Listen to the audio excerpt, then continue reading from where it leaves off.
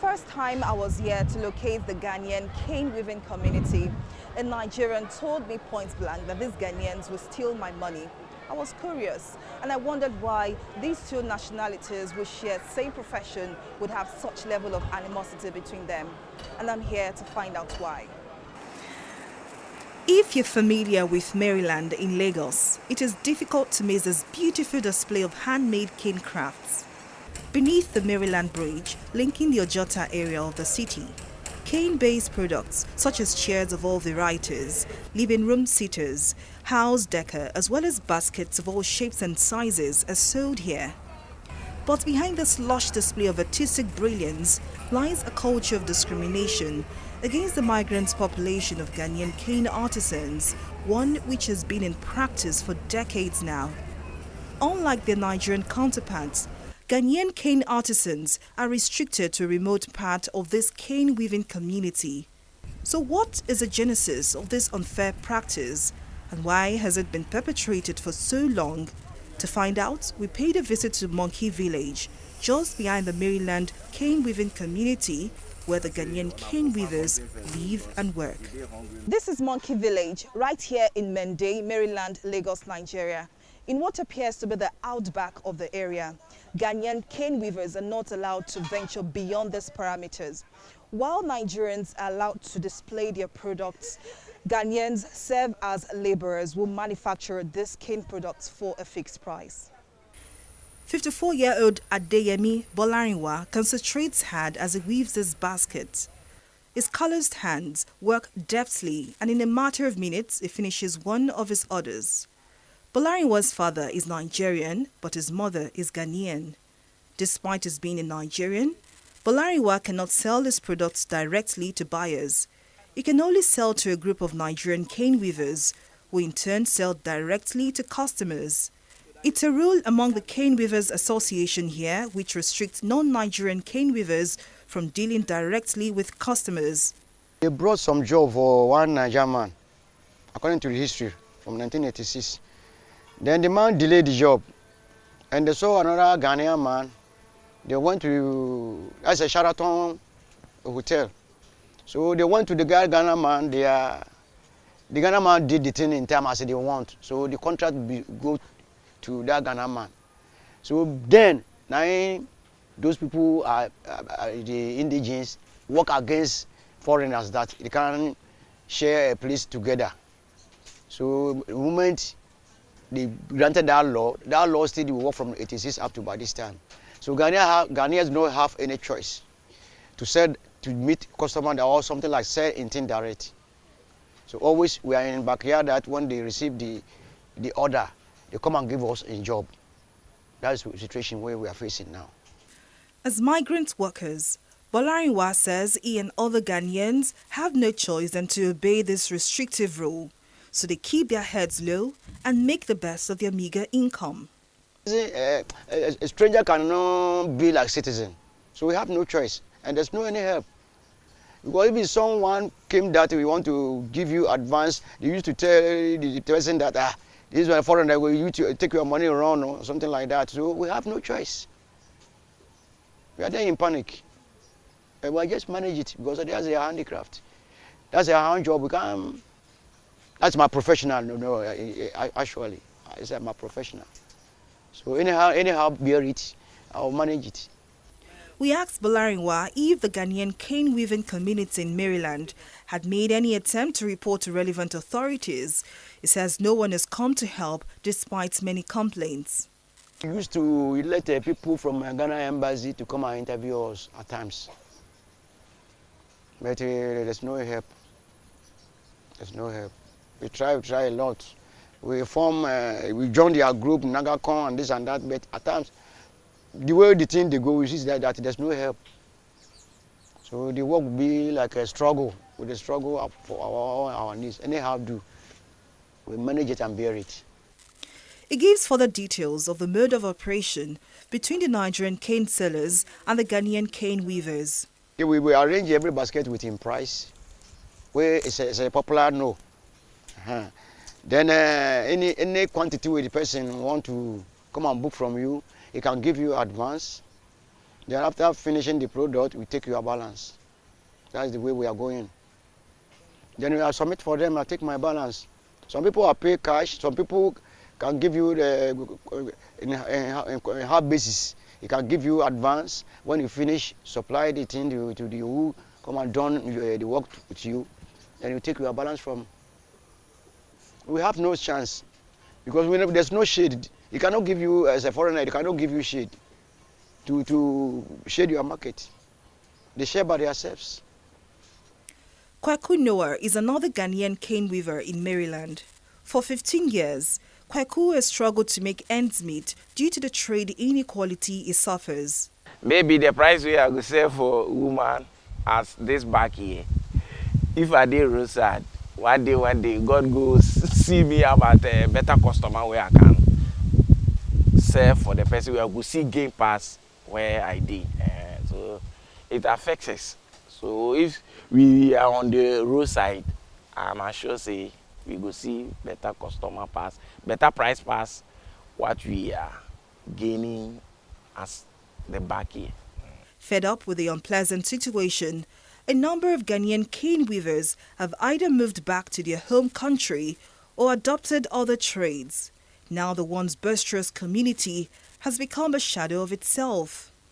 Before, we are more than 20 or 30 people. Right now, I remember maybe roughly, I can say about 5 or 4 people now. We remain. Before we are more than 37, but things know the balance. And then, they gain assist to support the work.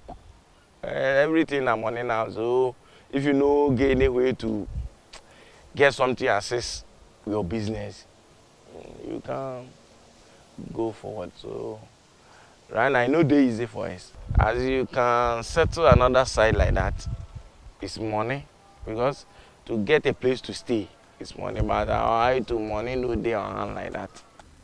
To confirm these allegations and to understand the root cause of the act of discrimination against the Ghanaian cane weavers in Maryland area of Lagos, I paid a visit to the chairman of the Cane Weavers Association in Maryland, Dennis Omadide. Surprisingly, Omadide confirms everything we've heard from the Ghanaian cane weavers. He explains that the Ghanaians are restricted for 2 major reasons. They work fast and they charge less. These 2 factors, he says, could disrupt the profit margins of Nigerian artisans. To make the market so polluted, that's what I mean. But they produce fast. They produce fast. So by the time you are trying to draw a kind of item that will come to market, it's like this. Then when they overflow, then that market will not depreciate on that area. The reason why we do that, they are trying to frustrate the market in terms of sales in the beginning. So that's why we notice that instead of that to happen, let us stay on their own, then we should stay on our own. Omadide says while the migrants are not allowed to mix with Nigerians and display their trade, they are however free to establish their business in other locations. That is the normal procedure, the constitution, what we have. That when they come, they will work for us. We normally collect basket from there to sell to our customer. So we don't want them to close to us in that way. It's like they will know how much we have selling to the other. So that is why they not do it. But for now, it is old. For now, they have assets free, direct to customer. But they are not the midst of us here. Some day for Abalikoro, some day are turning down. That is how. So whose responsibility is it to protect the interests of Ghanaians in Nigeria? We had requested an official response from the Ghanaian consulate in Lagos to find out if the mission is aware of the discrimination and what it is doing to stop the menace. TV360 Nigeria did not receive an official response from the Ghanaian consulate, but in a meeting we had with the Consul General, Senator Gifte Bukari, key officials of the consulate, the president of the Ghanaian community in Lagos, Augustine Appiah, as well as the Ghanaian cane weaver, Charles Sapong, it appears the consulate is aware of the problem, but may not want to ruffle any further.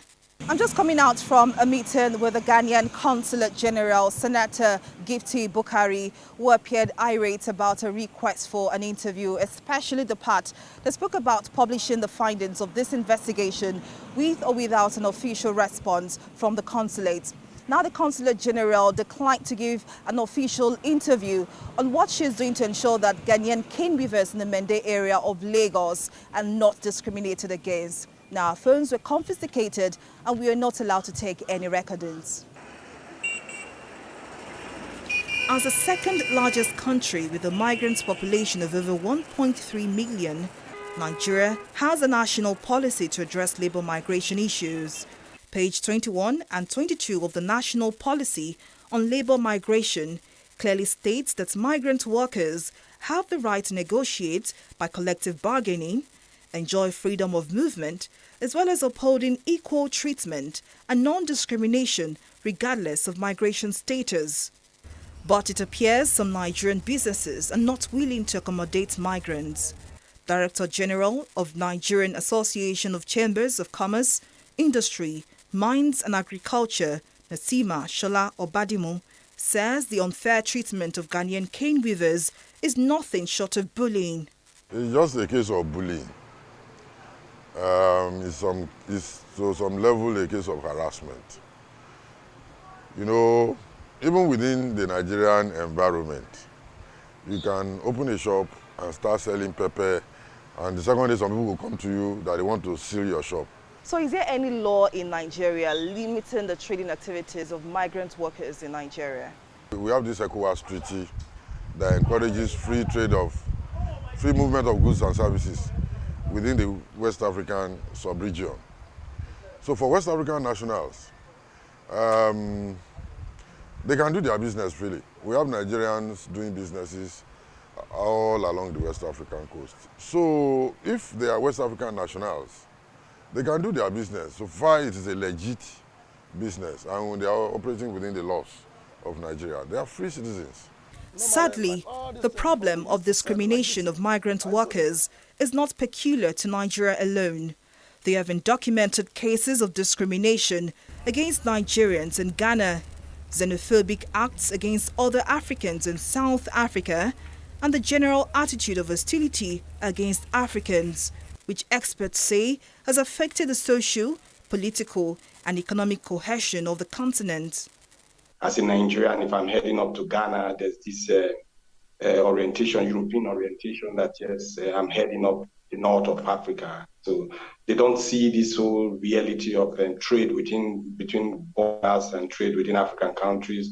They just see everybody as a suspected migrant, just prospective migrants. So heading up to Ghana means you may be heading up further to Mauritania or that to Libya or Morocco, such thing.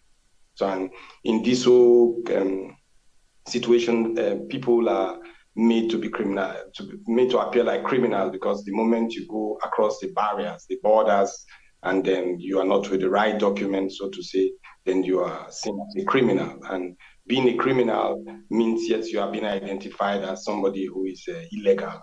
And then you can see from this perspective, when one migrant does something that is wrong, so it is tied to a lot of other migrants at the end of the day. So we have this whole problem in the world now where we prejudice, or we just wrap up figures to say when one person is bad, the first person you meet at the end of the day, you just wrap up his tribe to be part of this whole problem. They are what's affected because they are not captured and documented. So their country is not aware they are here, and our country is not aware they are here. I mean documentation-wise. Okay, so people like that will hardly go to the embassy to make reports or report to the Nigerian authority. Most times they will look for a way to manage the situation for as long as they can before they leave. So what can be done is that it goes back to the same point I made before, that our orientation agency, you understand, must make sure that they talk about these things. It's not talked about. Bolariwa and Kweku may have resigned to fate and lost all hope of ever competing fairly with their Nigerian counterparts, but these talented cane weavers hold on to the dream of returning to their homeland someday, where they can live and work freely without fear or discrimination. Folashade Ogurinde, TV 360 News.